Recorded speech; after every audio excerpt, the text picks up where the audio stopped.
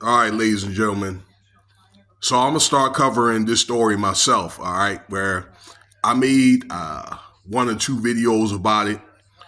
I do remember making a video about TwichBoss. Okay, about his sudden death, along with another guy, Granddaddy ICU, and it did get a lot of views, and I appreciate that. If you remember looking at that video, if you are still subscribed, and man, a lot of stuff is going on here today. All right, with these fires out in California and the winds are like that out here actually in Las Vegas too. Okay, but if you guys out there in Cali, y'all be safe or whatever and evacuate, get to a safer place.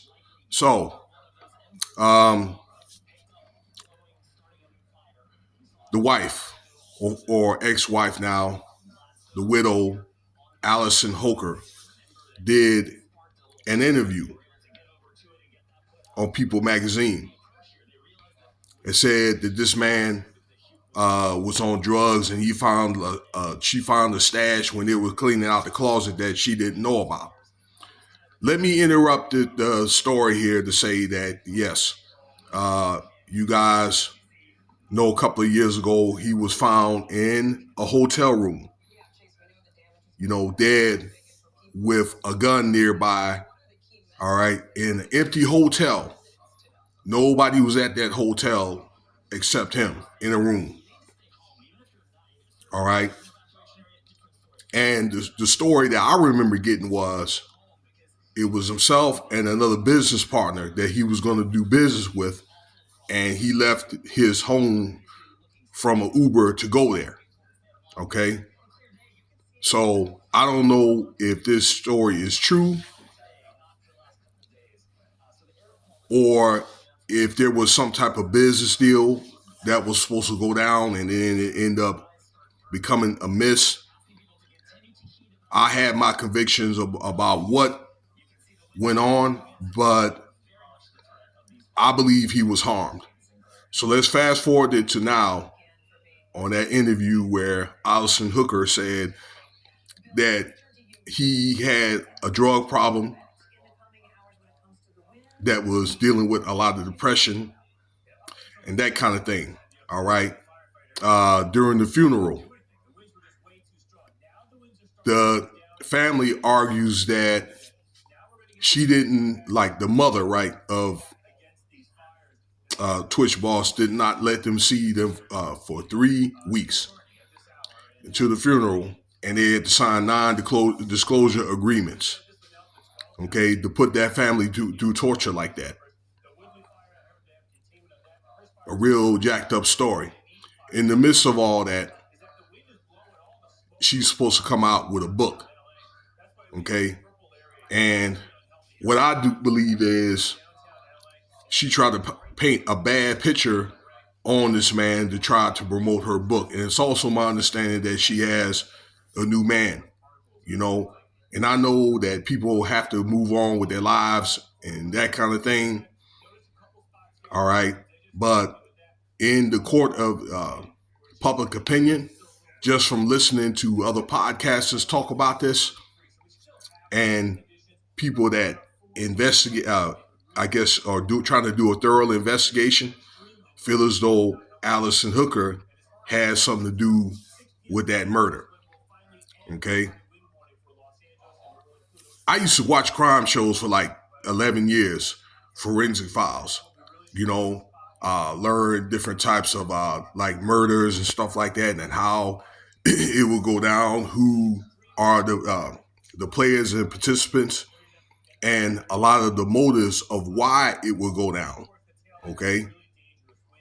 And it's usually over the same old thing, either money, some type of life insurance policy, or maybe, cheating is usually those factors there, ladies and gentlemen.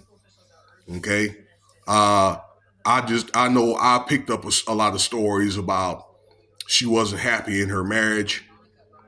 Okay. That she was jealous of Twitch boss because, he was getting a lot of that success on Ellen DeGeneres, he was getting pretty popular and so forth, you know.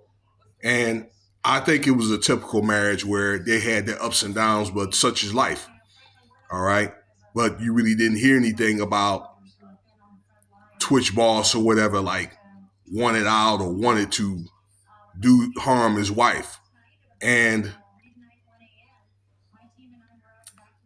TwichBoss had a lot of business deals that was set up after that show had, went off air. All right. That he was content. I'm not going to say necessarily happy, but I was sensing, and the reports I got, that he was content with his marriage and so forth. Now, I do know that at one time, TwichBoss, did struggle with his sexuality, and maybe he still was going through that. Maybe, you know what I'm saying? But I don't think he wanted to leave the situation that he was in, though, ladies and gentlemen. Okay? I don't think that he was to a point to where he wanted to harm himself. Okay? Because it seemed like things were going on the way that he wanted things to go, although the show was, Ellen DeGeneres was coming to an end. Okay? That he had, once again, other opportunities awaiting for him. Okay? So that's what it said in People magazine about him having like things like mushrooms and all these drugs and things like that, and that he was supposed to have a drug problem and all that, but the autopsy, the vitals did not say that he had drugs in his body. Okay, now there could have been a way that he could have cleaned it out. Okay, there could have been a possibility, if he was dealing with depression, maybe, and didn't anybody know about it. Okay, that he probably could have had something, maybe like some shrooms or whatever. Okay, and then eventually take something, for example, like cranberry juice and trying to think what other substance that cleans you out. Vinegar or cranberry juice and clean it out like in 2 days. Okay, but if he was dealing with some light drugs or whatever, I think that at the maximum he was a functioning addict. Okay, but in the court of many people's opinion and from the information I got from like the medical results, that he did not, signs of him not having a drug problem there, ladies and gentlemen. Okay, so that makes me think, if somebody, okay, number one, he could have probably been harmed somewhere else and sent to that room, or he went over to that room. There could have been probably some type of business deal, or maybe even a relationship. All right, it's something went amiss, and he's the one that ended up dead. Okay, and the bad thing about it is, the police had wrote a report. I guess she gave the police her story.